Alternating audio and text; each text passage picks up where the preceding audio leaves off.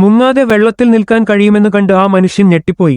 തനിക്കൊരു മഹാശക്തിയാണ് തനിക്കു ലഭിച്ചിരിക്കുന്നതെന്ന് അയാൾക്കു മനസ്സിലായി. അവന് ഇഷ്ടാനുസരണം യാഥാർത്ഥ്യത്തെ മാറ്റാൻ കഴിയും. അവനൊരു നായ്ക്കുട്ടിയെ ചൂണ്ടിക്കാണിച്ചു. അത് ഉടൻ തന്നെ മൂത്രമൊഴിക്കാനായി ടോയ്ലറ്റിലേക്ക് ചാടി. അയാൾ കൈ ചെറുതായി വീശി തിരക്കേറിയ ഗതാഗതം ഉടനടി നീങ്ങി ഒരു തടസ്സവുമില്ലാതെ തെരുവുകളിലൂടെ നടക്കാൻ അനുവദിച്ചു. തെരുവിലൂടെ നടക്കുമ്പോൾ അയാൾ യാദൃച്ഛികമായി ഒരു വിരൽ ചൂണ്ടി. ഫയർ ഹോസ് തൽക്ഷണം പൊട്ടിത്തെറിച്ചു. അയാൾ ഒരു വഴിപോക്കന്റെ നേരെ മൃദുവായി ഊതി. അത് അവളുടെ പാവാട ഉയർത്തി. ലോകത്തെ നിയന്ത്രിക്കുന്നതിന്റെ ത്രില്ലിന് അദ്ദേഹം അടിമയായിരുന്നു. മറ്റുള്ളവരെ വിഡ്ഢികളാക്കുന്നതിന്റെ രസം ആസ്വദിച്ചു. ഒരു ദിവസം മുമ്പ് തന്നെ ഭീഷണിപ്പെടുത്തിയ ഗുണ്ടകളുടെ അടുത്തേക്ക് അയാൾ ഓയിട്ടി. ഇത്തവണ തലയുയർത്തിപ്പിടിച്ച് അയാൾ മുന്നോട്ടു നടന്നു.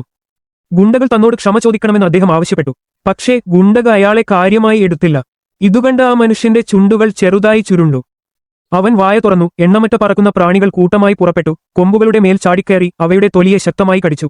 അപ്പോഴേക്കും അയാളെ ഭീഷണിപ്പെടുത്തിയ ആ ചെകുത്താന് മുറിവുകൾ കൊണ്ട് മൂടപ്പെട്ടിരുന്നു.